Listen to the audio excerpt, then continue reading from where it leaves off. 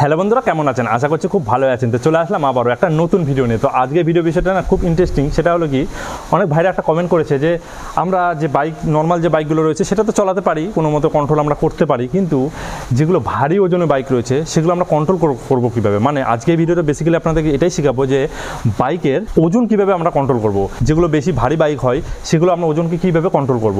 তো এই প্রশ্নটা বেশিরভাগ তাদেরই মাথায় আসে যারা যাদের হাইটটা একটু শর্ট রয়েছে, তারা কিন্তু এই চিন্তাটা বেশি করে। যে যারা লম্বা আছে তারা তো কোনো ব্যাপার না, নর্মালি যে কোনো বাইক তাদের কাছে হালকা মনে হবে, কারণ তাদের পুরোপুরি পাটা মাটিতে থাকে। তো এর ফলে কিন্তু তাদের কন্ট্রোল কোনো সমস্যা হয় না, যত ভারী বাইকই হোক। কিন্তু তো সমস্যাটা তাদের বেশি হয় যাদের হাইটটা কম রয়েছে। তো আজকের ভিডিওতে আপনাদেরকে এটাই পুরোপুরি জানাবো যে আপনারা কীভাবে কন্ট্রোল করবেন। তো সেই জন্য ভিডিওটা অবশ্যই লাস্ট পর্যন্ত দেখুন। এরকম টাইপের আরও ভিডিও আপডেট পেতে অবশ্যই চ্যানেলটিকে সাবস্ক্রাইব করে পাশে বেল আইকনে প্রেস করে দিন। আর আপনাদের যদি কোনো প্রশ্ন থাকে ইনস্টাগ্রামে অবশ্যই ফলো করতে পারেন, উপরে আইডি দেওয়া আছে, নিচে ডিসক্রিপশনে লিঙ্ক দেওয়া আছে। চলুন মেন ভিডিও টপিকে চলে যাই, এবার আমরা শিখে নেই।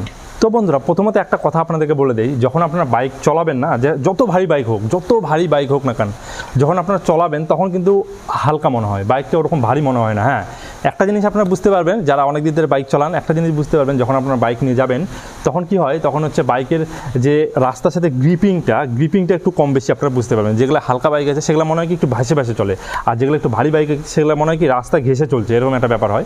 তাছাড়া আপনাদের যখন চলান তখন কিন্তু কোনো রকম সমস্যা হয় না। তবে সমস্যাটা কখন হয়?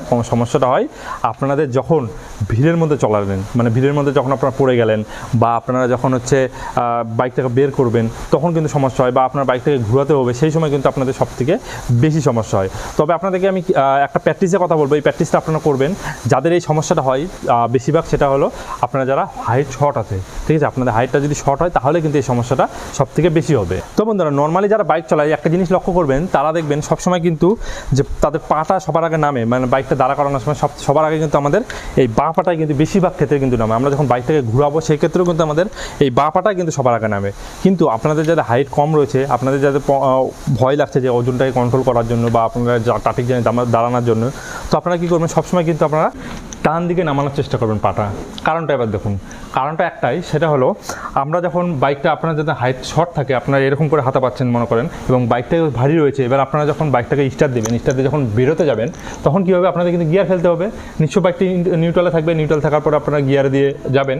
এবার অনেক সময় কী হয় যে অনেকে বলতে পারে যে না দাদা, আমি যদি আমার গিয়ারে ফেলানো থাকে, তারপরে আমি ক্লাচ ধরে যদি আমি বাইকটা নিয়ে যাই, সেক্ষেত্রে সেটাও হবে, কোনো ব্যাপার না। তবুও আমি কারণটা পরে বলছি যে আপনাদের ডান দিকে কেন আমি পা নামাতে বললাম, সেটা আমি পরে বলছি। দেখুন, তো আপনারা বাঁ দিকে নামাবেন, কারণ প্রথমত আপনাদের যখন আপনারা বাইকটাকে বের করবেন তখন আমাদের গিয়ার ফেলতে হয়, সেই জিনিসটাকে বুঝিয়ে দিই। এবার গিয়ার ফেলার জন্য আমাদের কী থাকে, আমাদের গিয়ারটা কিন্তু বাঁ দিকে থাকে, সেই জন্য আমাদের ডান দিকে পা যদি আমরা দিয়ে সবসময় প্র্যাকটিস করি। এবার আমরা গাড়িটা স্টার্ট দিলাম, আমাদের বাঁ দিকে পা রয়েছে, এবার আমরা যখন গিয়ারটা ফেলবো তখন আমরা গিয়ারটা ফেলে ক্লাচটা ছেড়ে আমরা ধীরে ধীরে কিন্তু বেরিয়ে গেলাম, তারপর আস্তে করে আমরা পাটাকে উঠিয়ে দিলাম। এতক্ষণে বোঝা গেল। এবার অনেকে বলতে পারে আমার যদি বাইকের গিয়ার যদি দেওয়া থাকে, এবার আমি যদি ক্লাচ প্রেস করে আমি যদি ছাড়ি, তখন আমাদের কী হতে পারে, বা আমরা তো তখন পারবো, আমরা যদি ডান দিকেই সবসময় বাঁ দিকে আমরা যদি সবসময় প্র্যাকটিস করি তো কোনো সমস্যা হবে না। আমি বলবো সমস্যা হবে। কারণটা দেখুন, আপনারা যখন ট্রাফিকের মধ্যে পড়বেন না, তখন হবে সমস্যা। কারণটা কি, দেখা গেল আপনারা এখন যাচ্ছেন, এবার হঠাৎ করে সামনে কোনো রকম ট্রাফিক চলে আসলো, এবার দেখা গেলো আপনারা গিয়ারটা কমালেন না, ঠিক আছে, গিয়ারটা আপনারা কমালেন না। এক্ষেত্রে কী হলো, আপনার বাইকের গিয়ারটা বেশি রয়েছে, এবার যখন আপনারা পরে যখন স্টার্টআপ ধরেন বন্ধ করে দিলেন, ট্রাফিকের মধ্যে কিছুক্ষণের জন্য আপনাদের ট্রাফিক দিয়েছে, রেড সিগন্যাল রয়েছে, এবার আপনার গিয়ারটাকে আর ততক্ষণ আপনার কমালেন না, দাঁড়িয়ে গেলেন। এবার যখন আপনারা কমাবেন তখন কিন্তু আপনাদেরকে আবার বাঁ দিকে আসতে হবে, তারপরে গিয়ারটা কিন্তু কমাতে হবে, তারপরে কিন্তু আবার আপনাদের নিউট্রাল বা আপনার এক গিয়ারে রেখে বাইকটা কিন্তু নিয়ে যাবেন। তো সেক্ষেত্রে আমাদের বাঁ দিকে করাটাই ভালো সব থেকে, ডান দিকে আমাদের প্র্যাকটিস করাটা সব থেকে ভালো। বাঁ দিক বলে মানে বাঁ দিকে অভ্যাস হয়ে গেছে বলতে, তো সেই জন্য ডান দিক বলতে একটু প্রবলেম হয়ে যাচ্ছে। যাই হোক, তো ডান দিকে আপনাদের পাটা কিন্তু সেই জন্য সবসময় আপনাদের রাখতে হবে, এটাই সব থেকে বেশি সুবিধা হবে। বেশি সুবিধার জন্য যখন আপনারা দাঁড়াবেন, ঠিক আছে, এবার আপনারা যখন দাঁড়াচ্ছেন তখন কিন্তু আপনাদের ফট করে যদি আপনারা দাঁড়িয়ে যান, ফট করে ব্রেক করলেন, দাঁড়িয়ে গেলেন, বাঁ দিকে আপনারা ডান দিকে আপনারা পা ফেললেন, ব্রেক করে দিলেন, এবার আপনারা এই বাঁ দিক দিয়ে আপনারা কিন্তু গিয়ারটাকে কমিয়ে দিলেন। এটাতে আপনাদের সুবিধা হবে, স্টার্টটা কোনো সময় কিন্তু বন্ধ করবেন না। আর যাদের পুরোপুরি হাতা পায় তাদের তো কোনো সমস্যা নেই, দুপা নামিয়ে দেয়, দুপা নামানোর পরে আপনাদের কিন্তু গিয়ারটা হয়। আর আপনারা যেহেতু দুপা নামাতে পারছেন না, সেই কারণে বলছি আপনাদের সবসময় এই ডান দিয়ে কিন্তু পাটা ফেলার চেষ্টা করতে হবে এবং অভ্যাস করতে হবে। যখন আপনারা এই অভ্যাসটা করবেন, হ্যাঁ প্রথম আপনাদের প্রবলেম হবে, এটা ঠিকই, কয়েকদিন যখন করবেন তখন আপনাদের হ্যাবিট হয়ে যাবে।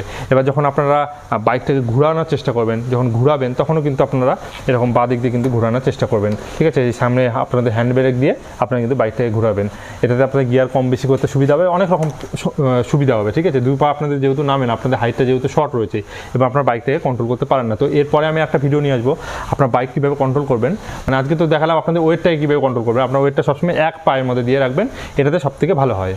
তো এরপরে আমি একটা ভিডিও আনবো, সেটা হলো বাইক পুরোপুরি বাইককে আপনারা কীভাবে কন্ট্রোল করবেন, সেই ভিডিও দেখার জন্য অবশ্যই চ্যানেলটিকে সাবস্ক্রাইব করে রাখুন বন্ধুরা।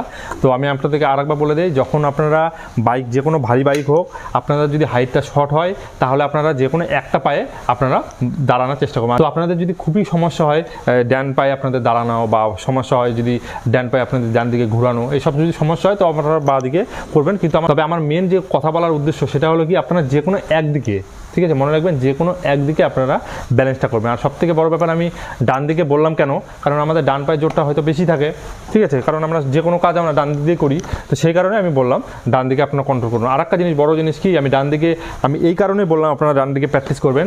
দেখা গেল নর্মালি আপনারা তো সবসময় একাই যাবেন না, সিঙ্গেল যাবেন না, অনেক সময় আপনার বাবাকে বা সবথেকে বেশি অনেক সময় আপনার মাকে বা বোনকে আপনারা কোনো সময় বাইকে চাপিয়ে কোনো জায়গায় নিয়ে যাবেন, সেই সময় কী করবেন, যদি আপনার ডান দিকে পা দিয়ে থাকে, বাঁ দিকে আপনারা যদি পা দিয়ে থাকেন, তখন কিন্তু আপনারা উঠাতে পারবেন না। কারণ কি, কারণ উঠবে কোন দিকে সেটা আগে দেখুন। কারণ সে যে উঠবে সে হচ্ছে নিশ্চয়ই এইভাবে বসবে, এই সাইড হয়ে বসবে, এবং সাইড হয়ে বসলে আপনাদের এই ধার থেকে উঠবে।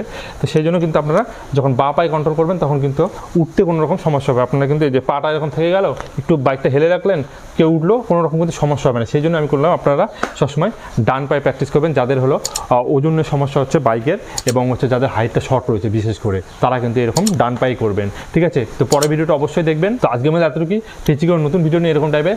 তো thank you, take care, bye by.